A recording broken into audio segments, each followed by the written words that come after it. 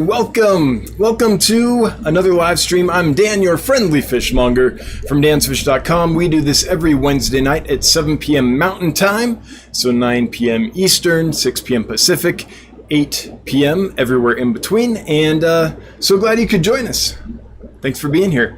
So today we have a neat giveaway from Sparky's Tropicals, providing some awesome fish, and I'll go over that in a moment. These are hobbyist bred and raised fish that Tiffany White at Sparky's Tropicals has bred and raised.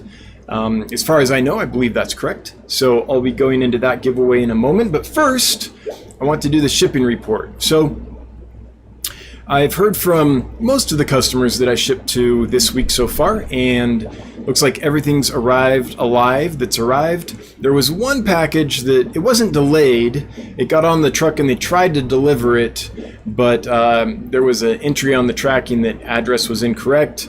So I went back and forth with that customer, double checked the address with him. It is in fact correct. So FedEx was contacting, they're like, oh, sorry, we'll deliver it tomorrow. So apparently the delivery guy at FedEx was a little confused, but hopefully tomorrow that'll all work out. So besides that, I think everyone's got their packages, and from what I've seen, we're 100%. I do need to make a correction on last week. So last week I reported that everything arrived alive and was fine, and at the time that was true, but one of the fish that arrived alive and seemed fine, I got a communique from a customer that it actually passed away Thursday. So we did have one loss last week that I know of. I just didn't know of it when I gave the report last week. So so far I did the calculations, and so far that puts our losses for the entire month of August. It's something like 0.00092. It's 3 or 4 zeros after the decimal point. I think it's 0.00092. Oh man, now I have to look because that's a big difference. But either way, it's a very, very small number. So we did very well last month. I'm happy to report that. Yeah, FedEx seems to be a good option. I think the entire year so far, if I include this one that wasn't really delayed, it was just undeliverable, or the FedEx guy couldn't figure out how to deliver it, or whatever happened there. But I think we're like 7 packages delayed for the entire year. So it's going pretty well, and we're planning to stick with it. Now, the company that I use to ship with is got bought out or acquired, or is somehow partnering with a different company now. They were with ShipHawk, and now they're affiliated with Easy Ship. And so I was on a tutorial with them yesterday. They did a product demo showing all the bells and whistles of the new platform, and I'm going to be transferred to the new platform. The current platform ceases to exist in a couple days, like middle of this month. So hopefully everything continues to go well, but there will be a little bit of an adjustment there. So if you see confirmation emails coming from Easy Ship instead of ShipHawk, that's why. Hopefully the pricing and everything remains the same, but I haven't been transferred yet, so I'm not sure exactly what the impact will be, but I'm working through that. So that's happening. Besides that, I think what I would like to do is go ahead and start the giveaway, and then I'll tell you a little bit about a little update, I guess, on how investment's coming along since our Shark Tank pitch last week, where we went over all the data of the business numbers and progress and stuff and asked for more investment. So I'll kind of report on how that's going, and then we'll get right into questions and comments. Oh, I do have to tell you some unfortunate news. The shipment from my new supplier in Indonesia is not going to arrive this week. They think next week. And it's not because Indonesia shut down or anything like that. It's because there's very few flights, and in order for this to work, there's about 4 different folks who have to sign off, because the flight that leaves from Indonesia, that airline, is not a direct flight here. So it has to go somewhere. They have to confirm that there's actually connection, and that connection has to be pretty much rock solid and guaranteed before they can lock things in. And so the shipment for this week, we were all locked in except for one confirmation. Unfortunately, everything else was in order. That last confirmation did not come through, so hopefully the following week. So I won't be getting fish in this week. Hopefully the next week. On my end, it's kind of a bummer, but also it's kind of a mixed blessing because it gives me another week to get all these tanks ready for new fish. So yeah, that'll lessen my workload. I can spread that out a little more because with maintaining all these aquariums and the customer base at dansfish.com and all that, on top of a new import coming in, on top of raising funds to get investors so that we can finish out the warehouse build and really scale this business up, it's just a lot going on. So it's a little bit of a disappointment, but part of me was halfway relieved that it'll be another week so I can maybe just get a little more sleep because it's been extremely busy. Not in a bad way busy, but very busy for sure. Okay, so on to the giveaway. So tonight, the giveaway is sponsored by Tiffany White at Sparky's Tropicals. Provided by, I suppose is the correct term. And so here is Sparky's Tropicals store. They are hosted at getgills.com. And these are the fish that are being given away. You can choose basically from any fish she has listed on her website. She's got a couple kinds of guppies. She has some long fin white clouds and some angelfish. And I believe that she bred and raised all these. So they'll be pretty much rock solid. And yeah, so I think what it is 3 angelfish if you choose the angelfish, a trio of guppies if you choose guppies, and a group of longfin white clouds if you choose the white clouds. And I'm not sure what the size of that group is. Maybe Tiffany can clarify. But if you win the giveaway tonight, those are your options, and I'll put you in touch with Tiffany if you win, and you guys can figure out, exactly what you want and when it's shipped and all that. So thank you so much, Sparky's Tropicals, for providing the giveaway for today. I'm tickled pink that folks are doing that people are reaching out and wanting to be involved. It's very helpful, and it makes it, I think, more exciting when it's not just me doing it, when it's not just more of my stuff. So I'm really pleased that folks have done that. So thanks to you and everyone else who's participated and offered and provided things for the giveaway. Anyone's invited to do that, just email me, dan@dansfish.com, if you want to do that. But be aware there's a couple things. You can't require anything. Not just because I don't want to put some kind of task barrier in front of a giveaway. I just want it to be a fun thing for everybody. But also because YouTube prohibits giveaways when things are required. So you can't require someone to go sub to your channel to be entered in the giveaway, or to comment, or to take any action really besides just entering. And you can't, do a raffle type thing where everyone super chats $1 and then at the end you do a drawing and someone who super chatted wins. There can't be any of that. Because at that point, it's no longer a giveaway, it's a game of chance, because you required something in return. So if you do want to participate, just realize there can't be any requirement other than, typing a comment in or something to enter, but it has to be totally free to enter. And you have to be able to ship it as well. So we aren't going to be doing a giveaway and then charging the person that won for shipping or anything like that. So it has to be totally free. And just understand that, please, before you propose or email me and say, hey, I'd like to provide something for one of the giveaways. And I'm just bringing that up because folks have done that recently. And so just a reminder, and no shade on anyone that did that. Of course, it makes sense if you're trying to grow your channel or your store to be like, hey, what if they subscribed and then for that they could be entered or something? Of course, it makes total sense, but it's against YouTube's policies, so it has to be totally free. All right, so there was one other thing I was going to do. Oh, updating on kind of the progress of the warehouse expansion and investor thing and all that. So I'm happy to report that was contacted by several people after the live stream last week, and we have a few new investors that have come out of that. So you know who you are. Thank you so much. And I'll be getting that paperwork out for signing and finalizing on Friday for those that are that far along. Some other folks are waiting on NDAs and things. As soon as we get that, we can progress. So if I'm waiting on you for an NDA, please do send that back. Or if you didn't hear from me, please contact me again. As far as I know, I've got in touch with everyone that was interested in. So in more information or in possibly investing. So if you are and you contacted me and you didn't hear back, something happened. The email didn't go through, or something just completely got missed.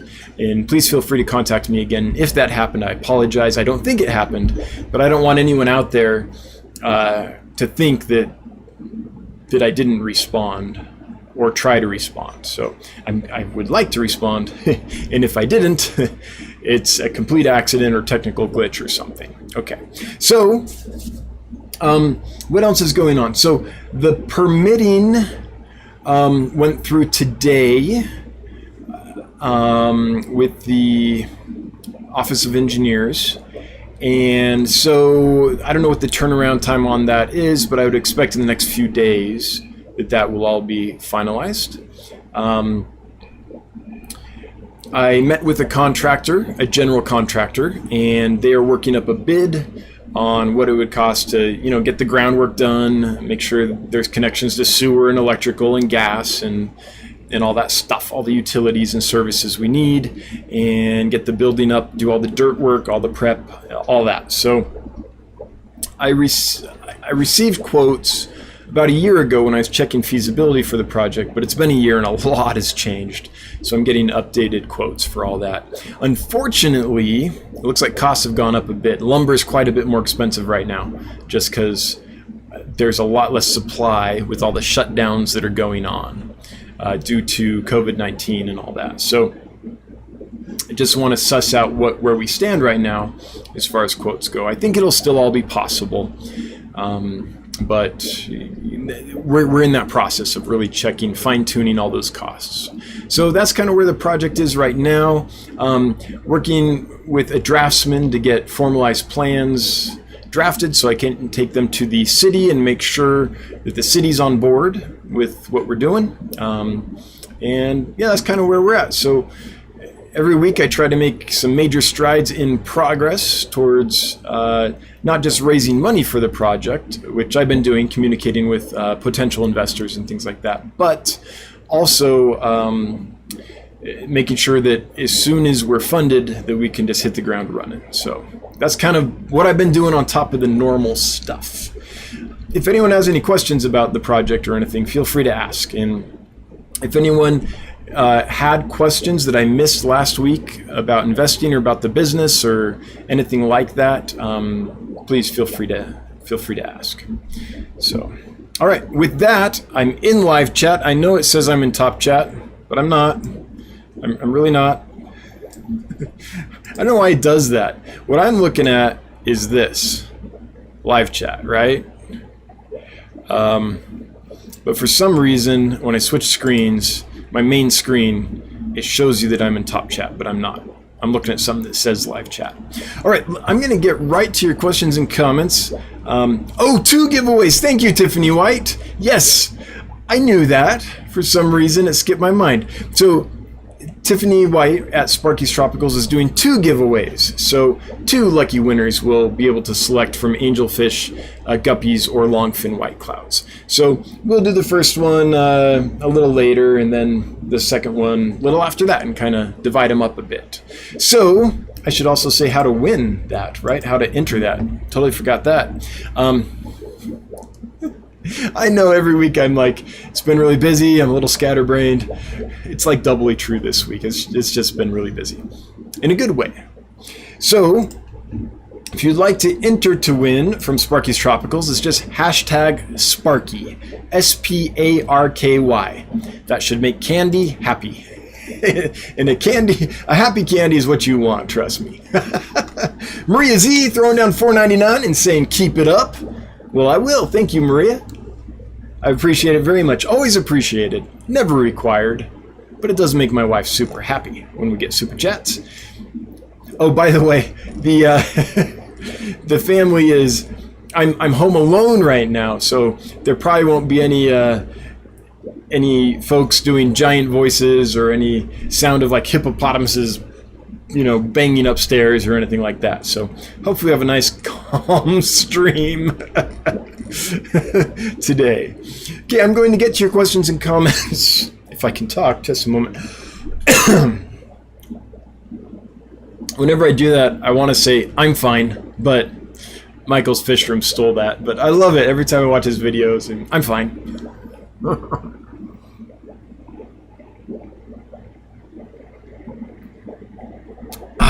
Okay, now, if you have a question or comment for me, if you would type the @ symbol in Dan's Fish so it highlights for me, that would be most appreciated because it really helps me as I navigate chat and look for things to get to. Tiffany White, glad to sponsor the giveaway this week. Yes, 2 winners can choose between a trio of guppies, a 3-pack of blue angelfish, or a 10-pack, 10-pack, that's awesome, of longfin white clouds, all hobbyist bred by me. Yes. And once again, 2 giveaways. All right.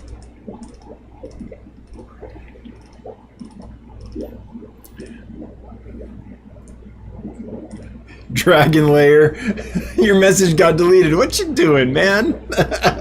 I don't see what you typed, but I hope it was hilarious yet inappropriate to get deleted. Okay, here we go. Oh no questions or oh yeah, there are. It's just chat wasn't caught up. I thought so. Usually when that happens, it's because chat is laggy, and then suddenly chat loads and just jumps, and it's like, great.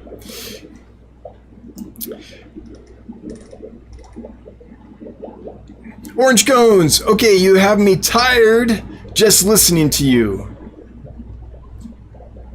To your to-do list. Okay, got it. For a second, I was like, oh no. Do I need to talk less? I'll make a boring live stream. You have me tired just listening to your to-do list. It's a long one, but it's not forever. There are some things in the works. It's just there's no way to avoid it right now. Keeping everything running, plus planning the expansion, plus funding the expansion. I mean, what are you going to do, right? It is what it is. But I do have some exciting things in the future lined up and lining up that'll, once we know expansion's happening and we're funded and we're rocking and rolling, then it's going to be busy for a while, but I see a point where it's sustainable long term. Like right now it's not. I will wear out if I keep doing what I'm doing forever. But I can do it for a year or 2. But after that, I'll just get burned out. So there is a plan in place to make sure that doesn't happen. Like it would happen to any human being, right? The good news is, like, even though it's long days and long hours and stuff, it's what I want to be doing. Like, I'm super happy. Some days I'm super tired. There's no denying it. Some days I'm literally just exhausted. Not always, but it happens on occasion when things line up in such a way that it's just all crunched on the same day or something. Usually I can manage things to prevent that, but sometimes it happens. But even when that happens, I'm still super happy. So that really helps prevent burnout. Just when you love what you're doing so much and you have a goal and you're literally seeing the goal coming to fruition and you're seeing the progress, that really drives me. So even though it's a lot, I'm good. I'm good. Andrew Purr, any tips for cutting glass for an aquarium? I have a glass cutting wheel, just haven't done it before. Andrew, I've never cut glass for an aquarium. I've drilled tanks, but I've never actually taken the little thing and scored the glass and snapped it for like building a tank or anything like that. So I mean, I've done little things like maybe a lid here or there over the years, but nothing Nothing where I feel qualified to give advice. However, if you go to, let me direct you to the person for that. I think it's Fishman, I believe. Yes, here it is. So this YouTube channel, Fishman, let me link it here for you. There you go. This guy is a legit DIY everything. He builds and maintains aquarium systems for a living, so he's constantly building filter systems and working with glass and all kinds of stuff. So I would check out his videos for information on that, and maybe message him if you have specific questions, because he's a guy that I think could give you really helpful information. T-Shop, my pair of orange flash apistos are breeding like crazy. It's the only way to breed. I already have too many fry from them. Is it bad for them to keep losing their babies to other fish in the tank? Too much stress? Thanks. T-Shot, I don't know. To answer that, I would kind of have to enter the brain of a fish. But what I do know is that in the wild, almost every time they spawn, they lose the babies to predators and things, or hunger, or whatever. So I think it's built into them to be able to handle that, because in nature, that's the majority of what happens. They succeed very few times, and they just keep trying, and eventually one or two will survive, and then they keep trying, and maybe a few spawns later, a couple more will survive, but very few of the fry make it in nature. So I don't know what that means as far as actually how their stress reaction is to that or anything, but it's definitely something that they've had to deal with for, I don't know, millions of years or something. So Candy Overhaul saying, good job. Well, thank you, Candy. I did a good job. Hashtag Sparky. Tiffany White, yes, love a simple hashtag. I know. I always want to get creative with them and clever, but I guess simple's the way to go. Okay, Kate Bennett, what are those gorgeous orange yellow fish dithering around the bottom of your background tank, and are they for sale? So pretty. Why? They are for sale, some of them. These are the golden roseline barbs, the golden denison barb, and I do believe that I've got maybe a couple left for sale. Let's see here. Get gills, roseline, I think is what I call them. Golden roseline barb. I have 3 left. They're $34.50 each. These are quite expensive fish, brand new to the hobby, and they cost me a pretty penny too, by the way. That's why they're that much. But they're pretty amazing, and the good news is I got them from the gentleman that developed that strain.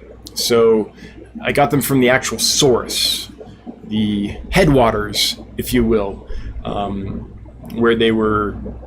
Basically, they found in one of their breeding projects of roselines, they found some kind of gold-colored ones, and they worked on that strain and bred them out. And so I was able to buy them from that actual person. Montana AIDS, or anyone else.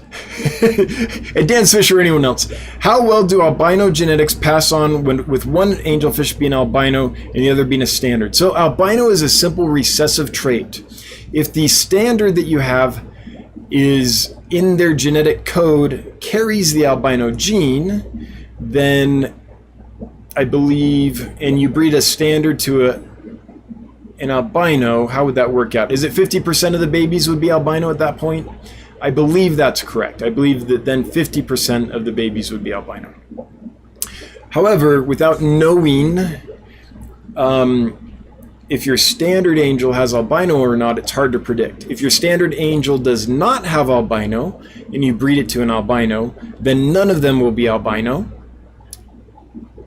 But all the babies will be 50% albino, and when you breed them together, then 25% of the offspring should come out albino. So it's a simple, it's Mendelian genetics at its simplest, little Punnett square, and You can figure that out if you know the genetics. But if you don't know the genetics on the non-albino, then odds are you won't get any albino babies, would be my guess. Oh, the other Tiffany, Home Alone. Aw, no mystery arms today. Random arms. Yes. No, that was Jonathan, and he's been home for, I don't know, a month or two now at this point. Chandra's, oh, it jumped on me. Sorry. I will get back up there. I'm scrolling, and I will find your question and respond to it. Just a moment. Chat jumped on me. We're getting there. There we are. Chandra Sakar, do you have any bettas that would do good in a community setting? Yes, I have several. I have Betta cochina, does really well with small peaceful fish. Betta rudolens, same thing. Betta forshi, same thing. Betta dimidiata, same thing. Gets a little bigger, so can go with fish that are a little larger. Dimidiata get about 2 inches or so on a male. And Betta picta, very, very peaceful betta. And a lot of female Betta embellus. So any of those will do well in a community aquarium. If you want to do a Betta sorority, but don't want to take the risk of using Betta splendens, because sometimes you can have issues with aggression and such, a Betta sorority with female Betta embellus is amazing. They're much more peaceful than Betta splendens. So you can get, if you like a wild colored Betta splendens, then Betta embellus is very similar, and that would be a really cool sorority. Let me actually show you, if you don't know what these are. I think I have pictures of most of them. Actually, I'll let you, if you just go to my store or go to Get Gills and type in Betta, you'll see. So here's Forshi. Now, these are spectacular. This picture isn't great. They get deep red and bright gold on the operculum, on the gills. Really beautiful, peaceful fish. Here's a rudolens, not fully colored. They get a bright red when they're fully colored, but when we took the pictures, they still hadn't settled in fully. Here's a picta, and there's some others down here. Dimidiata. Oh yeah, HC Aqua has Betta chonoides. One of my favorites. These are gorgeous fish. They're really pretty fish. I think even when they're not in breeding dress, which this one is, they're still a cool looking fish. Here's the Dimidiata down here, and here's the embellus. So those are what we have at the moment. And almost all those would do well in a community tank. Just keep in mind that until the bettas learn the feeding routine of the tank, they're going to be pretty slow to the food. Once they know your routine, they'll be quite a bit quicker, but they'll get outcompeted by really fast fish like tetras and danios and things like that. They do really well with kind of slower feeders like Baroris are okay just because they're so small. They can't eat so much food that the bettas don't get any. Corridoras do pretty well with them. Hatchet fish, things like that are just always at the top, do pretty well. Anything that eats fairly slowly is peaceful and doesn't get too big is a good, probably a good tank mate for them. Just one more fish with Josh. So I shipped a box of green jade shrimp 2 weeks ago from Illinois to California. Somehow the box ended up in Guam. What?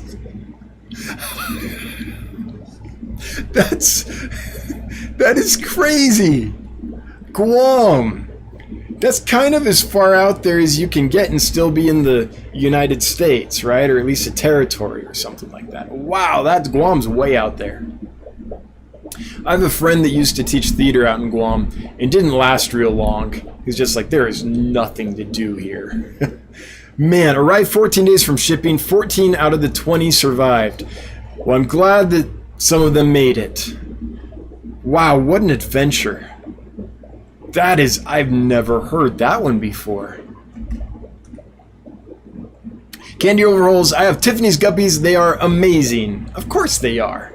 Tiffany White bred them. All right. Kayla's Aquatics, please highlight things intended for Dan with @Dan's Fish. See that? No space between the @ and Dan's Fish.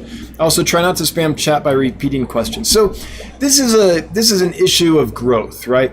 I smell smoke. Hang on one second. I smell smoke.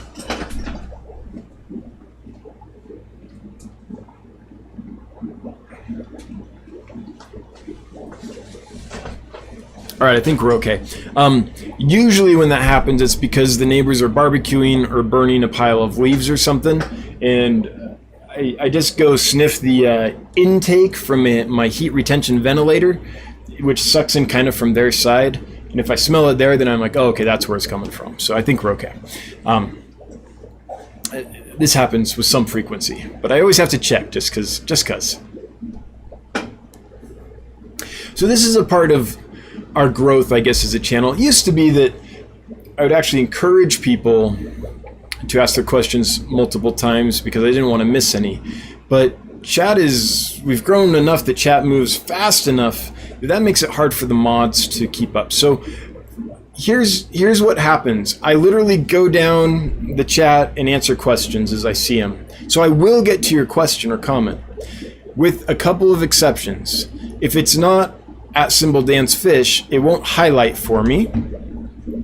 So if you do it @Dan's Fish, see this? It makes it nice and bright orange for me. That's what I'm looking for. I look for bright orange things. That's what I answer. The rest I don't even look at usually, just because a lot of this is chat among yourselves. So I look for that. If I see that, I will get to your question or comment unless we run out of time. So I'm going down, I'll get there. So if I haven't got to it yet, please don't repeat it. If I've gone past the chat where your question or comment was and I didn't see it, or chat jumped or something, which I'll tell you when chat jumps usually, then feel free to repeat it. But don't just repeat it every few minutes thinking that I'll get to it better. I won't get to it any quicker, and it'll just make the mod's job a lot more difficult. So now that we've grown and chat really kind of moves, let's help our mods out. They do an amazing job, honestly. Like, can't thank them enough, and they're good at what they do. But the more fun they can have here, the better. The less I don't know, onerous this task, the better, because they're volunteering. They're doing this out of the goodness of their heart. Well, except for Punchy Pains, she gets paid, but no one else. So let's see what we just started now. Elflower 1 stars. Do you prefer sand, dirt, or gravel on tanks? Well, I'm not a planted guy, so my preference when it works for me for maintaining a tank is just a bare glass bottom that's painted black on the outside of the glass, so that the fish don't freak out because they can see down and not swim down, right? So I like a bare bottom tank for me. However, I have started, like in the annex, almost all of the tanks have just a thin layer of fine sand across the bottom. There's a couple reasons for that. One is it helps with photography and videography because the light goes down on the sand and bounces back up and helps light the fish.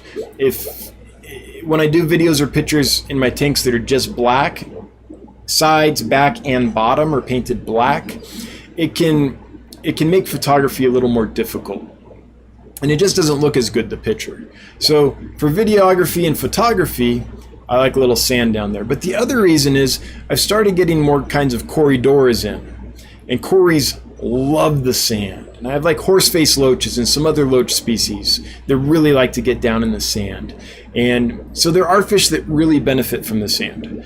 So I've just put a fine layer, usually fairly thin. In the horseface loach tank, it's fairly deep so they can burrow down and things. But generally fairly thin, just for aesthetics, for videos and pictures, and because there's enough fish that kind of like picking at the sand and sifting it through their gills and stuff that I just want to have it available for when I happen to get those fish in. Then I have a tank with sand I can throw them in. I don't have to think about it. I don't have to pour sand in and create a new tank just for them. So I like sand. Yeah. If gravel, not really. If I was doing plants, I would use gravel probably, but I'm not. And I don't like how stuff gets down in the gravel and kind of gets stuck down there and decays if I'm not doing plants or anything. So my preference, fine sand. Sand Creek Aquatics 2, my peat buffers arrived today and seem to be well. I'm glad to hear it. I'm glad. I was happy they did okay. They were kind of, so I got like 200, 250 peat puffers in a couple months ago. And these were the runts. They came in smaller than everyone else. They're probably just younger. I don't think there was anything wrong with them. But because of that, they tend to get out-competed a little bit. So I had to separate them. And it took a while, because I got that batch seriously like 3 months ago or more. It took a while, but finally they kind of grew and got nice and fat and chunky. So I think they'll do well for you. Regis de Andrade. What filtration are you using in the tank behind you? The water surface is not moving. Is that a sponge filter in the log? Okay. I don't have enough cord on that camera to move it very far. This right here is a sponge filter with a power head on it. This right here is just an air stone.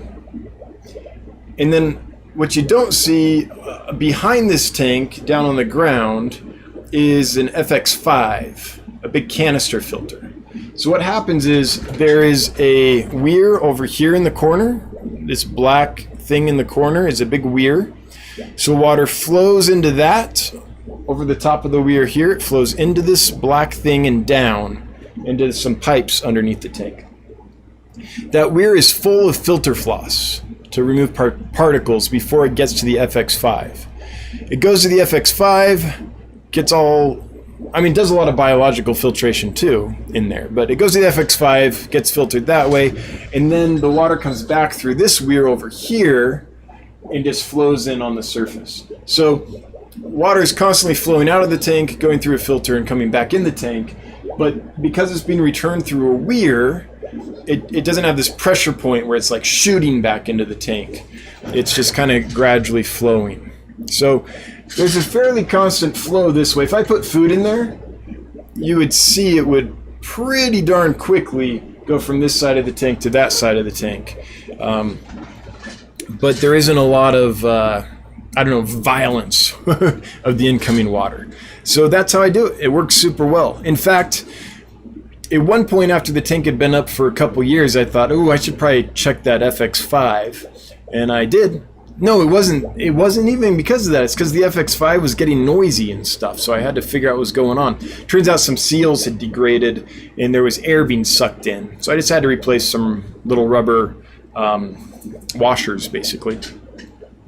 But I did that, and while I was there, I was like, I guess I should clean it. It's been a couple years. So I opened it up and I went to clean it. And I tried to clean it, but there was nothing to clean. Like, it was obviously an active filter, but nothing was clogged. Nothing had built up to the point where it was restricting flow or anything like that. So I just put it back together and kept it going. And that's because the filter floss in this weir over here does such a good job removing the big particulates that by the time it gets to the actual canister filter, it's not doing any damage to the filter. It's not clogging anything. It's not impeding the filter in any way. So, all right, and yeah. So the log, that's not a sponge filter. That's literally just an air stone to break up surface tension, which I don't really need to do because all the surface all the surface stuff gets skimmed off when it goes into the weir over here. But I agree with Corey from Aquarium Co-op. I like an air stone in a tank. Karen K. I'm thinking about getting yo-yo loaches for my 55 with guppies and apple snails. Would they be okay? And if so, how many should I get? So yo-yo loaches in a 55 with guppies and apple snails. Well, the red flag that is going off in my head is apple snails. Loaches are huge snail eaters. They love eating snails. Now, I've never kept them with apple snails, so I'm not sure if apple snails are big enough that it wouldn't be an issue, but I I personally wouldn't risk it. So let's just say that either you know that your apple snails are big enough that they won't get eaten or killed, or you remove the apple snails. Then you have a 55 with guppies and yo-yos in it. Yeah, and I would get a big group of them. I would go for a dozen or more. They really like being in large groups. They're very social fish. And I don't think you're ever going to see loaches be truly happy and see their coolest behaviors if you only have a few. So honestly, I would get like a dozen in there. You could get more, but I would go with a dozen. Is probably where I would start, Karen, to tell you the truth. I like keeping loaches in big groups. They're so much more fun. All right. Moonstone Aquatics throwing down $25 and saying, "Who's awesome? You, Dansky." Thanks, Moonstone. I appreciate it. Thank you so much. $25 super chat. That's big money around here. Thank you. Always appreciated, never required, but it really does help. Just give me 30 seconds. I just want to make sure that really is benign smoke. I'm just going to check upstairs real quick. I'm sure we're fine, but it would help ease my mind. Just one moment.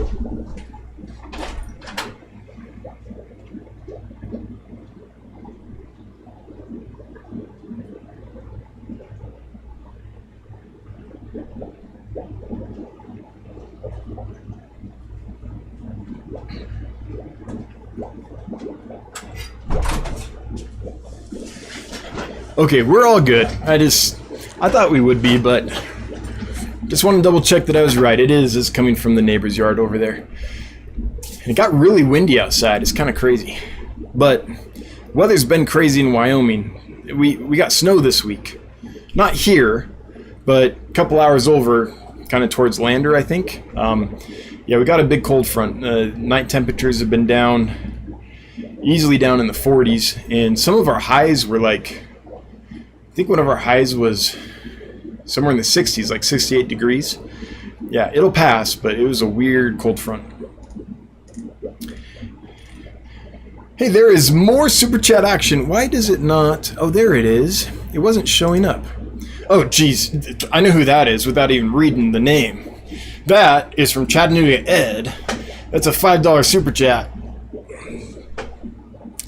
Foxcat punching me in the face. Because nothing says, "You're awesome, love you, dude," like a furry animal just beating you. Thanks, Chattanooga Ed. Caught up on your live stream that you and Kaler's Aquatics did on Sunday, where you're talking about your trip to Florida and everything with Danikin and Fish Room Fever and all that madness. That was fun. It sounded like a blast. It was fun to listen to. Thanks for the stories. And did you say you did the whole thing in like 30 hours? And most of it was driving? Whew. Sounds like a trip, man. I bet you slept for a week after that. Garrett H. Beck. I'm currently using API aquarium salt to hatch BBS. I'm looking for a cheaper bulk alternative. Any suggestions? Why, yes. Let me show you.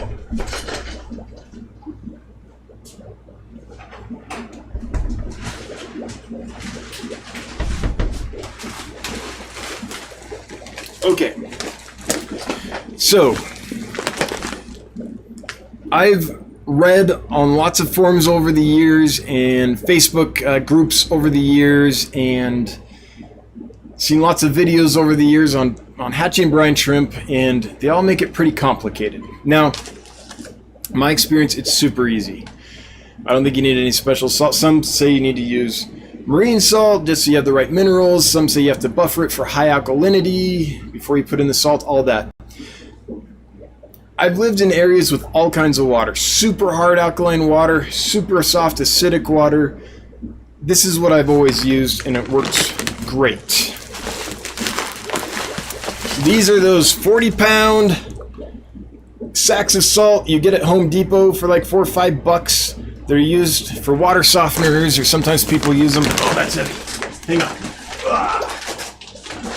Sometimes people use them for like de-icing their driveways, stuff like that. So in 2 liters of water, I add a heaping 1/4 cup of salt, of that stuff, to 2 liters of water, bubble it, throw in my brine shrimp eggs. Works every time. Doesn't matter if I have alkaline water, soft acidic water, or whatever. That's what's always worked for me over the years. And that stuff's super cheap, like $4 or $5 for 40 pounds. So aquarium salt, in my mind, is the biggest racket there is. Salt is salt. Now, that's a little different for marine salt, or if you're trying to do corals or something like that. There are different, minerals and things like that you need in the mix. But to do brine shrimp, or to do freshwater fish in general, as long as it's sodium chloride and not like potassium chloride, which some water softener salts are, so make sure that it's sodium chloride, normal table salt normal salt like we'd use on our table or whatever, right? Then you're fine. So find the cheapest sodium chloride you can. And when I say heaping 1/4 cup, keep in mind it's this specific salt that I'm doing that with. If you're using like a fine salt or something else, it might be a different measurement, because then you have a different amount of salt per volume, depending on the size of the granules, right? So, but that super cheap stuff from a big box hardware store, as long as it's sodium chloride, get that. That would be my advice, yeah. And I use it in my tanks too. Every time I get new fish in, I use 5 grams per liter of this salt per liter of water. Works great. So yeah, Garrett, save yourself some money. Don't buy the expensive salt that's like $5 for a little bit. Just get yourself a big bag for $4 or $5. Mega Mindy Lou, we are in the same time zone this week. I'm in Colorado. Hey, come on up, man. Yes, it's only a 6-8 hour drive. You can do that, right? Can you help explain the first time shippers how to be successful? So I think I'll refer to people to my YouTube channel. I have several very involved videos on shipping fish. One in particular that kind of goes over the entire process from beginning to end. Another one that tells you where I get my shipping supplies and exactly which model number of bag or heat sealer or whatever I use. So I feel like that's all on the YouTube channel. But in general, real quick, general principles. First, only ship healthy fish. I can't emphasize this enough. Make sure the fish are rock solid, and you can't know that in a day. If they're new fish that you haven't had for a long time, it takes time. Give yourself a couple weeks to get to know the fish. Make sure it's eating well, make sure it's swimming normally, it's active, it's used to aquarium foods, all that. So healthy fish, first of all. Second thing is clean water. So make sure the fish has a chance to void its bowels before it goes into the bag. Second thing is plenty of oxygen. It doesn't have to be pure oxygen from a canister. It can just be atmospheric air. But if your water's clean, atmospheric air will work just fine. And just more air than water. You want about 1/4 to 1/3 of the bag once it's all sealed up to be water, the rest air. Air is what's important. You just keep the fish wet, but it needs plenty of oxygen, okay? You got to keep your stuff well insulated. Everything should be double bagged. That is as per the requirements for FedEx, UPS, and USPS. This is why breather bags, I think, have a fatal flaw. Sure, you can use them in everything, and if I'm just going to a local club or something, maybe I'll bring fish in breather bags or buy fish in breather bags, because they work great in those situations. Or you're taking fish to a friend in the next state and you're driving over yourself or something. But FedEx, UPS, and USPS all require in their rules and regulations and policies that anything shipped with water, including fish, be double bagged. So if one bag leaks, you have a backup. So you don't destroy all the packages that are on the truck around the box you're sending the fish in.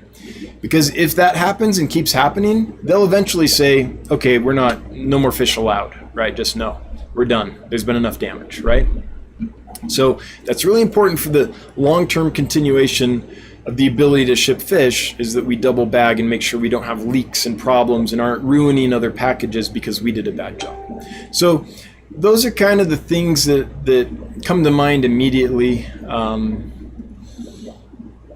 And well-insulated boxes. Please never, ever, ever send fish. And I'm not talking to you, Mega Mindy Lou, per se. I'm just talking in general to people. Please never send fish or live aquatic organisms in a container that is not insulated, even if the weather's good. Because when the plane takes off and goes high in elevation, and they're in this unheated cargo hold, it gets very cold at 30,000 feet, right? If you've ever gone up in the mountains, gone up to like on a hike and you're up at 12,000 feet in the mountains, there's snow up there often, even in the middle of summer. So think about these fish. They're on a plane. They're at 30,000 feet or more. It's cold, right? Even if the weather, it's like 75 down on the ground and we're like, oh, they'll be fine, right? So those are kind of the main points. But it's all in that video. And if anyone needs a follow-up after that to feel comfortable shipping or is nervous about their first time or trying to improve something, Dan@dansfish.com. I'm happy to help people with shipping fish. I think that's something that we need to do a better job of, and I'm happy to help people as they strive to do that.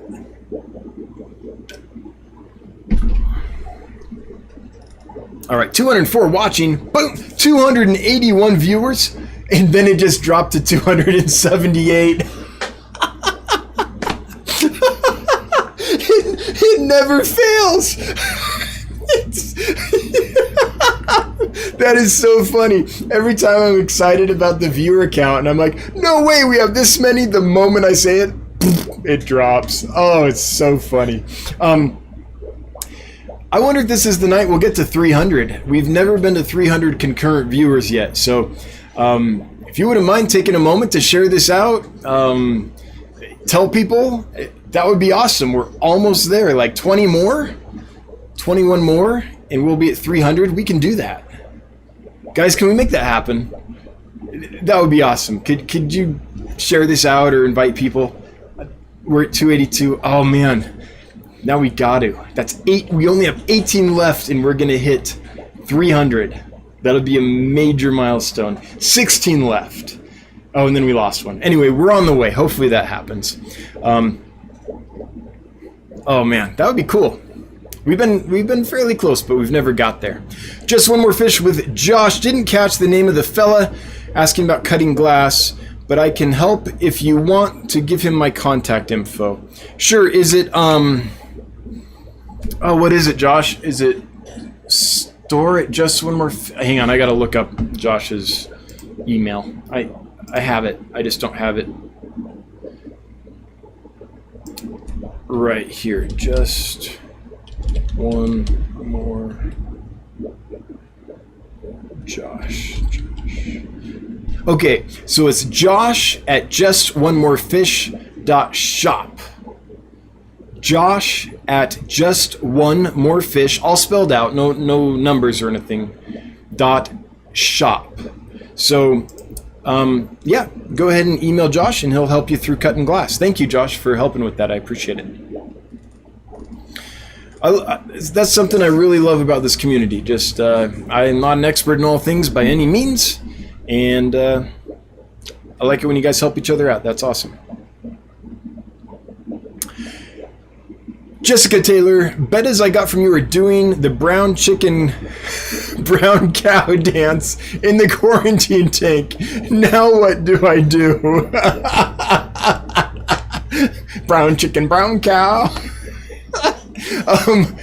Well, first you take a video because that's awesome.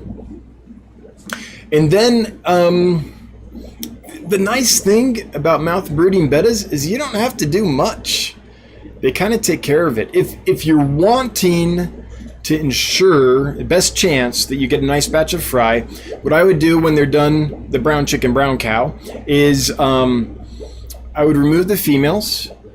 If there aren't any like hiding places and stuff like that, I would put some in there, some PVC pipe bits or some flower pots or some spawning mops, a place where the male can feel secure as he incubates the eggs. He's going to hold those eggs in his mouth and he's going to kind of go all the time, right, to rush fresh water over them that's full of oxygen and to kind of mix them up and keep them moving, kind of like an egg tumbler. Yeah, it's the original egg tumbler. And in 14 to 21 days, he's going to spit out a bunch of fry. When he does, they'll all be free swimming and ready to eat right away. And they'll be big enough to eat baby brine shrimp, which is amazing. So if you've never hatched baby brine shrimp, maybe start now. Do some trial runs. Figure it out, right? It's not hard to do by any means. Airstone, inverted 2-liter pop bottle, and I don't know, heaping quarter cup of black diamond water softener salt, and you should be good. But there, you do it a few times to get confident, and then you're ready. As soon as the male spits them, or releases them, I should say. Spits is a term we use, but releases the babies from his mouth, remove the male or remove the babies, and start feeding them baby brine shrimp. Yeah.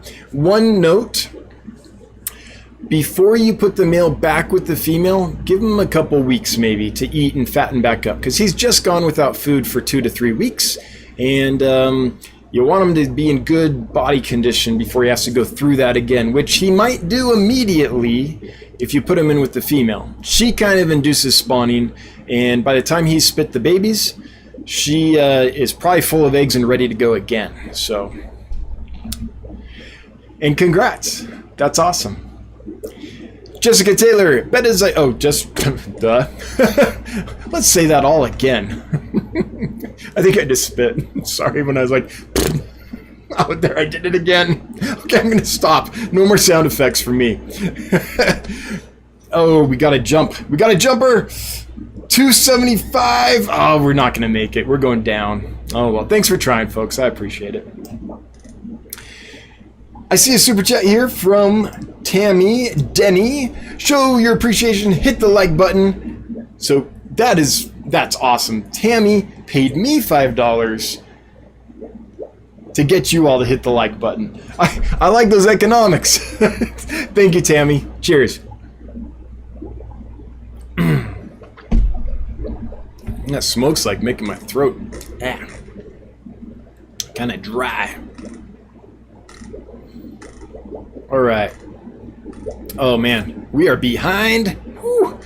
That's how we roll here. Okay, so here's one of those times when it might be necessary to post your question or comment again. Okay, chat jumped. This is as far up as I can scroll right here to Elflower 1 stars. Yes, I love Corey's. Make my sanded about 4 inches deep, right? So the first highlighted comment is this one. Can Edna H. Edna, yeah.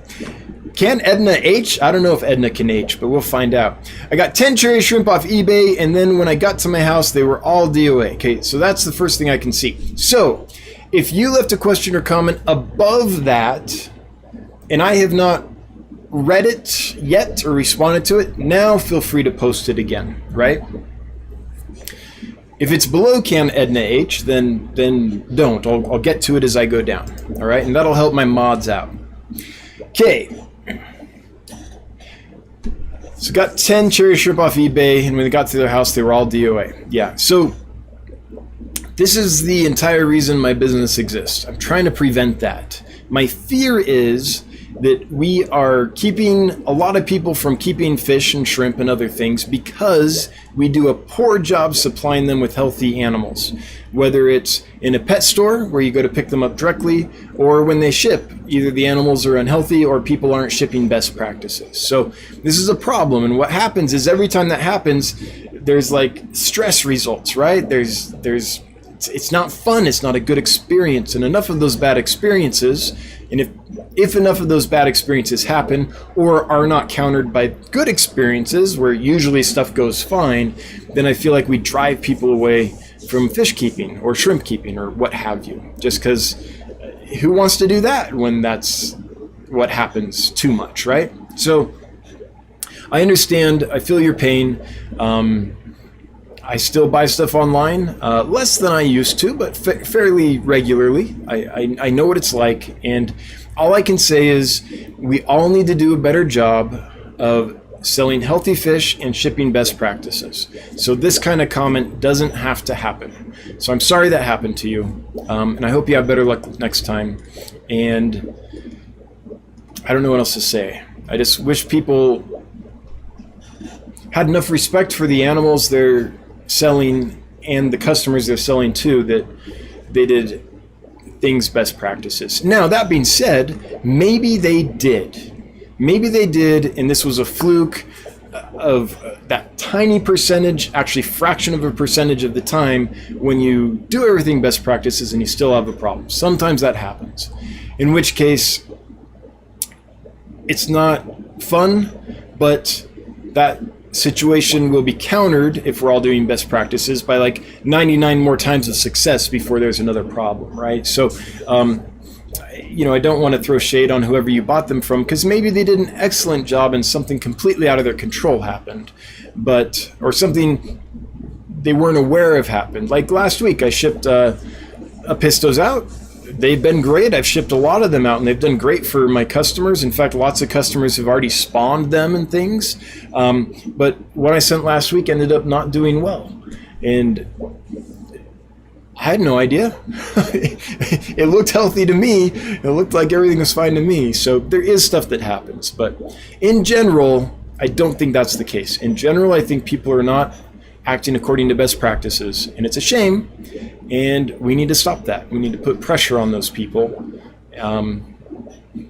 and maybe simultaneously educate them a bit. I don't know if they'd be open to that, but we're at 289. We only have 11 concurrent viewers left, and we'll break 290. 10 left, and we'll break 300. We've never broken 300 concurrent viewers on a live stream before. We only have 9 left. Oh man, I'm gonna pull a page out of Corey's playbook and say, everyone, tell your grandma and get her in here. We're so close. Only 8 left. 8 more and we'll break 300. We're back down to 289. Dang it. Oh well. I had 288. Okay, we were close. We're within spitting distance, though. We might get there. Anyway, thanks to everyone who did share out and tried. I can tell people did, because we got that spike up. I think 293 was the high I saw. And even if we don't make 300, 293 is pretty darn good for this little channel that could. So, Pony Girl, any micro raspberries available to add to the ones ordered a month or so ago, all doing well. Oh, I'm thrilled to hear that they're doing well for you, especially since a little later, some of them came down with an issue. They had a protozoan attack that kind of came out of nowhere. So I'm glad, so far as I know, I caught that before I sent any with it. So I think we're all good. I'm out of those right now. I do have chili raspberries, and they're good to go now. They're fat, they're doing well, they've grown to the point. Chili raspberries are never big, but they've grown big enough that I'm 296. 4 more. 295. Dang it. We're there. 4 more. We can do this. Oh, and it's back down. Dang it. Oh man. This is torture. It's like you're climbing the cliff, right? I don't know. The cliffs of despair or whatever from Princess Bride, and you're so close, and you just can't get that last 6 inches. That's where we're at. Oh well, we might do it. 298. 2 more, folks. 298. 2 more, and we'll break 300. 299. 1 more. We're gonna do it. We're so there. No one better log off for the next couple minutes so we can do this. 299 is just sitting there. Oh, come on. Someone's got a great 300. Yes. All right, Candy, I'm warning you. You might want to pull out your earbuds. It's about to get loud. 304. Goal!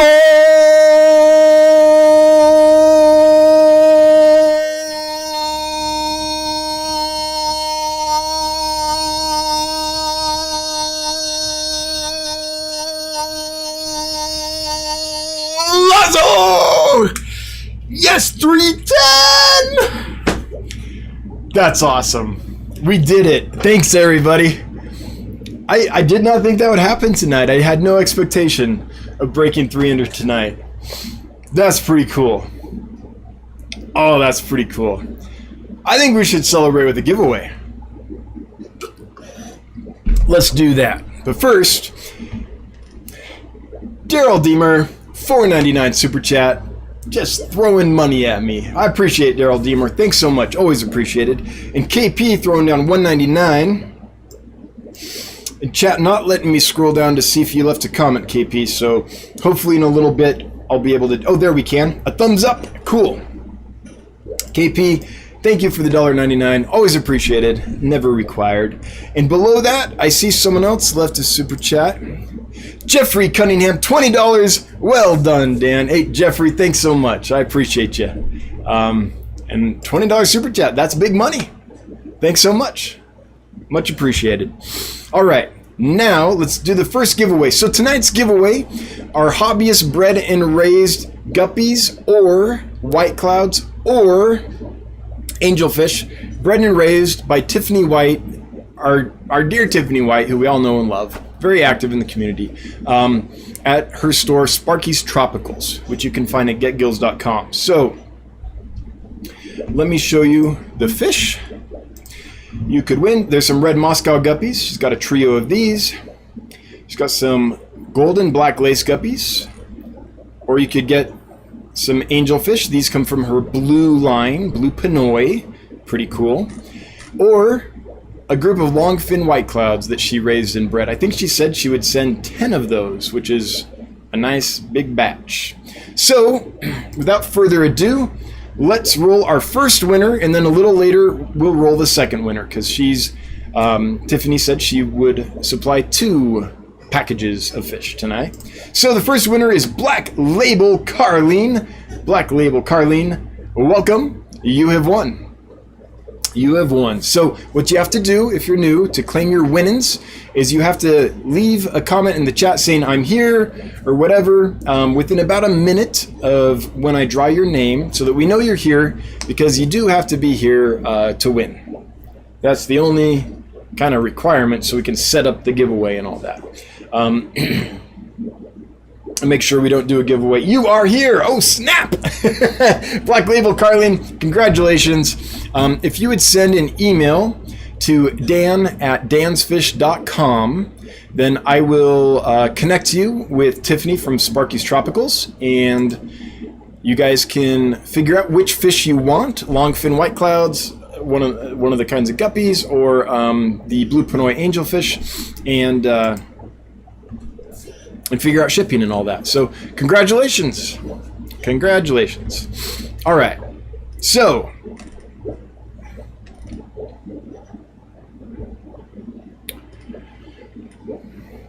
Pony Girl, I think I got distracted. I was like in the middle of answering your question about rasboras, and then we got to over 300, and poof. So I don't have more strawberry rasboras or exclamation point rasboras. I'm sold out of those, but I do have some chili rasboras. I haven't listed them yet. Honestly, they've been ready for a couple weeks now, but I haven't had the time to do it. And also, I've kind of been avoiding listing new fish. I've got several actually I need to list, because I've got so much to do to prep for the incoming import that I wanted to free up my shipping time just a little bit so I could manage that. But if you'll send me an email, dan@dansfish.com, we can do a little side deal for you if you want some chili rasboras. Rockford Fish Keeping, good news, I was finally able to find a home for all the juvenile jewel cichlids and the parents. Awesome, glad you could do it, yeah. Now, everyone should keep and breed jewel cichlids at least once. They're amazing parents. Their colors are outstanding. They're the perfect fish in every way, except they're so aggressive. Oh, they don't even grow too big. They're amazing. But I'm glad you were able to distribute them. In fact, they're such good parents that they're so common that they're hard to sell sometimes. So that's one thing about fish. It's like, oh, they're too good. They're such good parents that they're so easy to raise that the market's inundated, right? That's kind of, we play with that sometimes. But I'm glad you were able to find a place for them. And I think jewel cichlids are amazing. I think everyone should try them once and experience them raising a big cloud of fry. Yeah. I mean, maybe you'll need to make it a small cloud of fry by the end just so that you aren't trying to get rid of 300 jewel cichlids, but... All right. Moonstone Aquatics throwing down $25. I already got that one. Thanks again, Kimski. All right, Chattanooga Ed punching me in the face. Oh, I'm so far behind. B-Start. Always want to follow the smoke. Had fire at my place, so better safe than sorry. Yeah, I mean, hate to break up a live stream, but it's probably safe or worth it to do that rather than burn down the kitchen or something. Karen K, thanks. I was worried about the snails. Thanks for the info. Yeah, my experience, I've never met a snail that a loach didn't like, but I don't typically keep like large snails like apple snails and stuff. I am Sugar Hill. Have you ever bought Hikari Tropical Micro Pellets? Yes. In the 2.2 bulk bag? Yes. Do you know if it's the real thing? I think so. I'm feeding it right now. Yeah. I almost always have those in stock, and I buy them in the kilo size. So I think it's a kilo. Would you say 2.2? Yeah, the big bag. I don't know how to tell for sure unless I'm getting them from Hikari directly. Like if you're looking at eBay or Amazon, I'm not sure how you would know for sure if they've been repackaged or something. But the ones I get, I'm confident, are from Hikari. Scott Backer had frost yesterday morning. My Wyoming neighbor, yeah, it's been cold. It was weird. It's not gonna last. It's already heating up, but it was actually kind of nice to have a nice cool week because it got pretty hot before that. I mean, for us, it was like up to the 90s. It's hot for us. Beast Heart, don't know if I asked this in the past, but recommended aquarium heater? I wish I knew a good heater I could recommend. Let me tell you how I buy heaters now. So I've had such bad experiences with them. I call Gemco and I say, hey John or Susan, whoever answers the phone, I have this size tank. What's the best heater you currently have? Like, what's the most reliable heater? I don't ask for the cheapest. That's a recipe for disaster, right? It's like buying the cheapest, I don't know, gun or something. It's like, no, maybe that's not the area to go cheap. Because there's an inherent danger with heaters, right? So I just ask, what's solid? What you have the least problems with? What's going to last the longest? And I go with their recommendation. So depending on what they're recommending at the time, based on what they have in stock or what size tank it is and which model is available for that tank, I go with their recommendation. And I trust those guys. They know their stuff.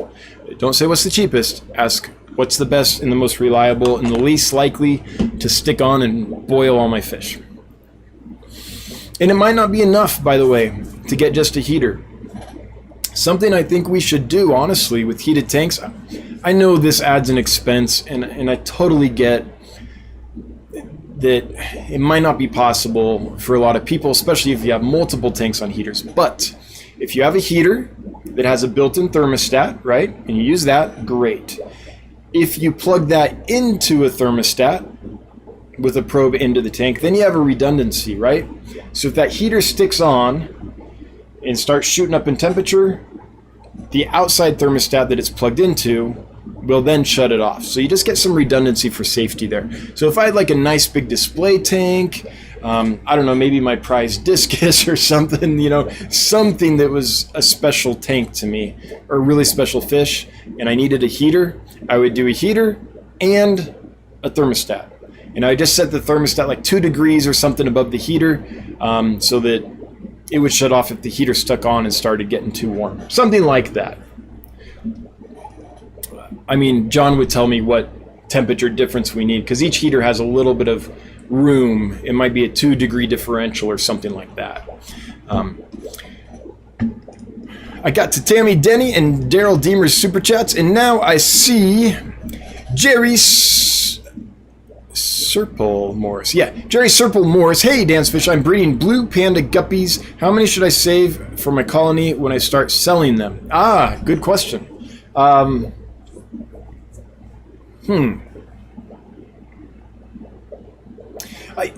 many are you trying to churn out every month, I guess is the question. So I would say a female guppy on average, depending on your setup, there's a lot of variables there. Are you just doing them in the tank with a bunch of plants, so there's some predation? Or do you have a thing set up where the guppies are in like a pop-up laundry bag and the parents and the babies can all get away and not get eaten? Or do you separate females? It all depends. So here's what I would do. This is going to take some math, sorry.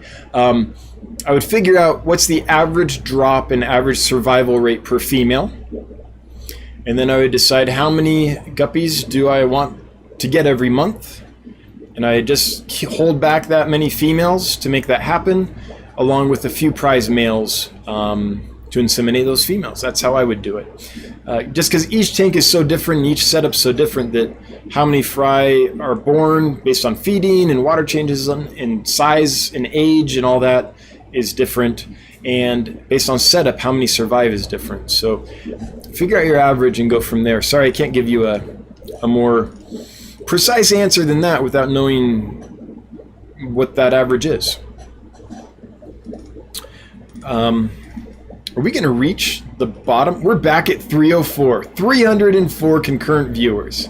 Of course, as soon as I said that, we dropped to 302, but this is a good night. This is a good night for little old Dan's Fish channel. Thanks, everybody, for being here. If you're new, welcome. If you just popped in briefly to help us set a record, welcome. Like, I'm just thrilled that folks are here and we're growing like that. That's cool. New Mexico Aquatics. Hey, little Bobby. My wife said, how old do you think Dan is? I said, I think he's about 40 or 41. She said, oh, he seems nice. Aw. 40 or 41. Close. 42, my friend. 42. Mike Stemba. Whatever happened to the Empire Gudgeons you got in a while back? They've been ready to list for weeks, and I've been so darn busy that I haven't listed them. So I have them. They're doing fantastic. I've got a whole bunch of Empire Gudgeons. For a while there, it was just too busy to list them. Man, that smoke, sorry. And that's the last of that water. I think I can go, 11 more minutes without another drink.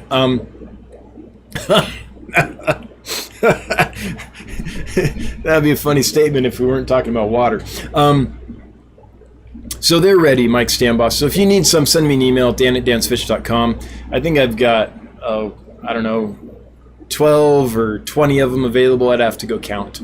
But just stuff is too busy, and right now I'm purposely not listing new stuff just because I'm kind of trying to tamp down sales a bit so I can be ready for the new import and manage all the new investor interest is coming in and the expansion to the warehouse and all that. So I haven't been as Johnny on the spot about listing new fish because I've been like, ooh, do I really want a bunch more sales this week? It happens anyway, but what a great problem to have.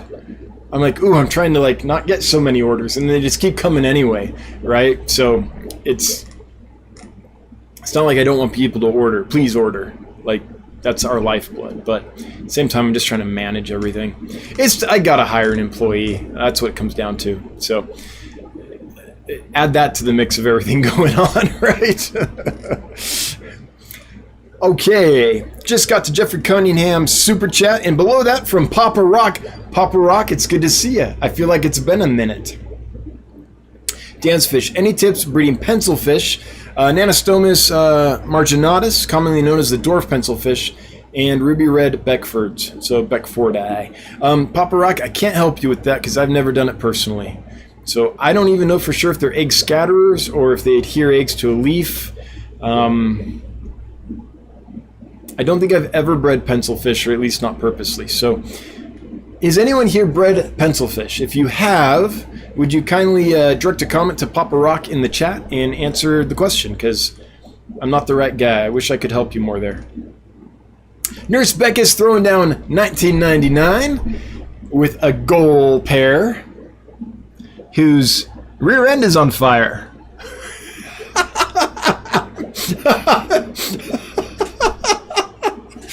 Did the animator think we wouldn't notice that? That's hilarious. Thanks for the super chat, Nurse Beckus. Greatly appreciated. Never required, but it does make the wife super happy. Kayla's Aquatics throwing down $9.99 with Pippi Longstocking, doing what Pippi does. Thank you, Bob. And that must be a reminder that we're in the last 10 minutes or so. So we'll keep plugging along here.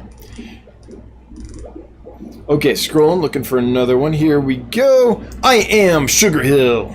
Sorry it took me so long to get this message to you, but I received my first order from you 2 weeks ago, and everybody is doing well. I did notice 2 fry in with the scuds. Any thoughts? Oh, yes. Yeah, you probably got some better rubra fry, would be my guess. Sorry about that.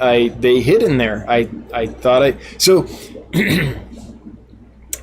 a while ago I took a big clump of Java moss out of the tank that has some better rubra in it because it was getting full of algae and stuff.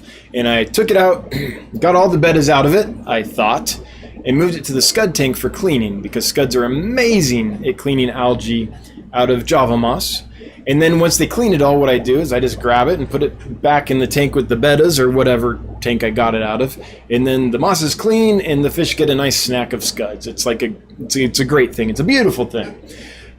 But I did this, and then a few weeks later, I saw an adult betta rubra swimming around in the tank. And I was like, oh man, I thought I got them all out. So it must have been hidden way up in that Java moss when I moved it to the scud tank.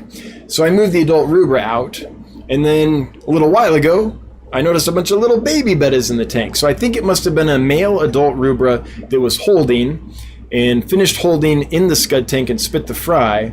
I thought I got all the fry out of there, but apparently I didn't. So I think that's probably what it is.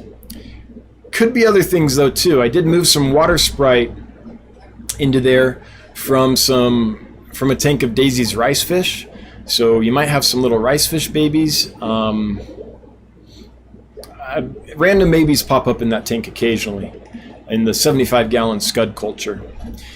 But congrats, and I guess sorry too. I didn't mean to just send you random fish without ID or whatever.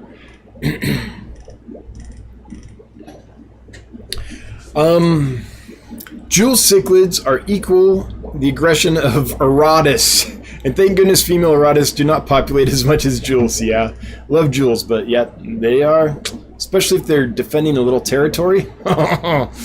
All bets are off. Yep, there goes your Oscar.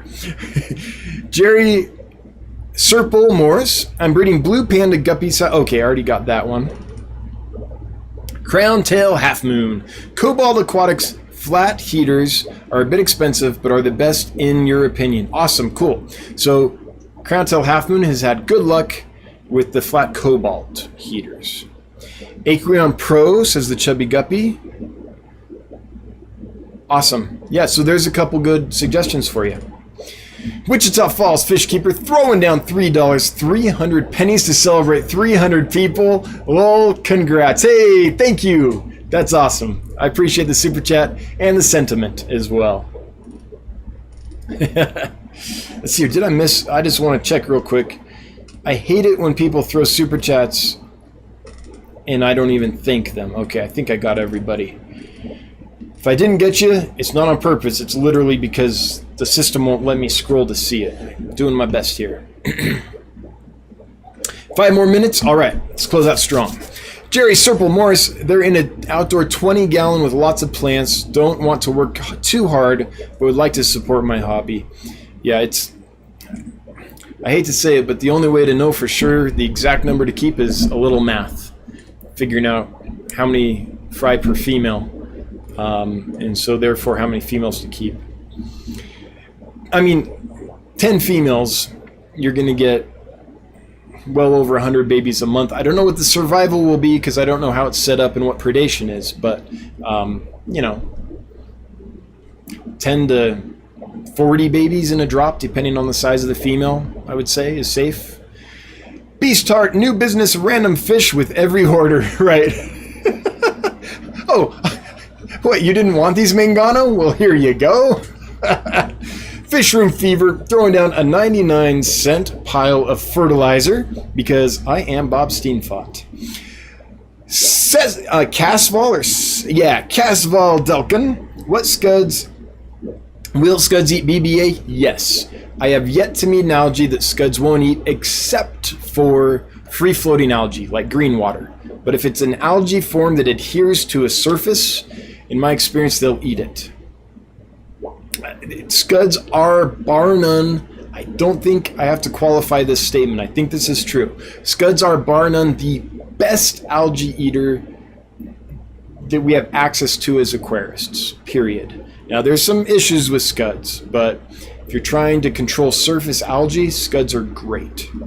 The main issue is they can populate so fast that you get this explosion and they outcompete shrimp and snails and maybe chew on like really sedate fish like long-finned cories or something like that, right? So that can be an issue. But if you just have a few fish in the tank, they'll keep that population pretty well under control.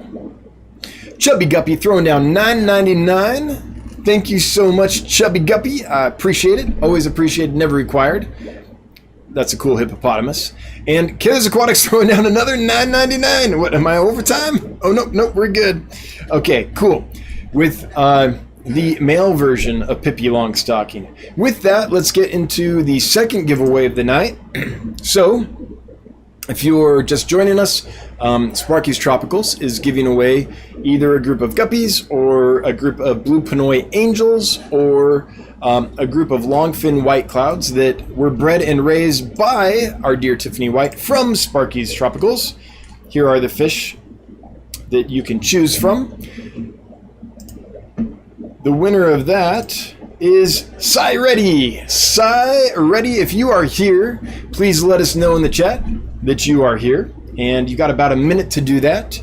And if you're here and leave us a message, then you will have won these and secured them. Send an email to dan@dansfish.com so that I can get you in touch with Tiffany White of Sparky's Tropicals. And you can communicate with her and let her know which fish you want and figure out the shipping details. So, Cy Reddy, come on down. All right. While we're waiting for Cy, I'm going to see if I can get one more in here because I did skip. We're running out of time, and I don't think we'll get to everybody, but I got time for one more while we're waiting for Cy.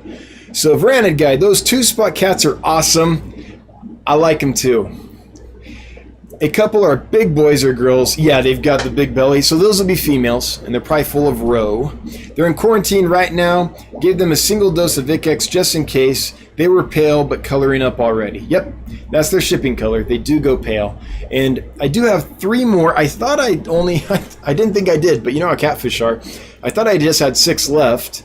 And after you bought them, Veranid Guy, I was like, okay, we're done. And then I was feeding today, and I was like, what?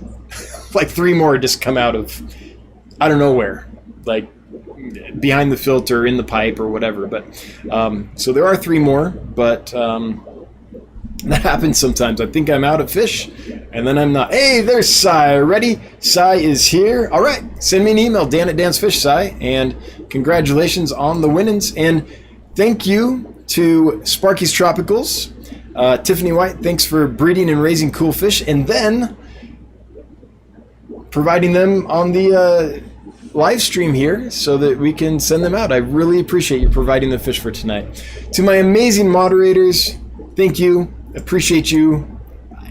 This would be a mess without you guys. And I know we're growing, so please, please, please let me know if we're getting to the point where it's like, ooh, we need some more mods. So if you need some backup, let me know. We'll make that happen. If you're fine, great. I never want to be the channel where everyone's a mod, right? But I also don't want to make it that my mods are or having to handle so much that it's no longer enjoyable. That's no good for for something that you're doing out of the goodness of your heart. So appreciate you guys. Lots of love. All the super chatters, thanks so much. Thanks to everyone that shared this out and got us to, I think our peak was 310 concurrent viewers. Oh mama, that is amazing. Everyone that super chatted, thanks. All you lurkers, I got you. Everyone that commented and had questions and stuff, thank you for participating. It makes things so much more fun. All you pokes, go Pokes! All you folks watching on the replay, thanks for being here. Better late than never. No, we appreciate you. We'll be back next Wednesday, 7 p.m. Mountain Time, unless I randomly have to run to the airport in Denver to pick up this order from Indonesia. Not sure when it's going to land yet. So if that happens, I'll put something up on the community comment thing. I'll leave a message there so you all know. But otherwise, see you next Wednesday, 7 p.m. Mountain Time. Until then, everyone have a good one. I believe we're probably doing Punchy Paints afterwards. So Punchy Paints usually live streams at 9 o'clock. So in about 28 minutes, I believe Punchy Paints will be going live. So head over there if you want more fish madness, some cool art, and some uncouth jokes and fun stories. What, me? Uncouth? Says Pam. But anyway, until next Wednesday, have a good one. Thanks. Bye-bye.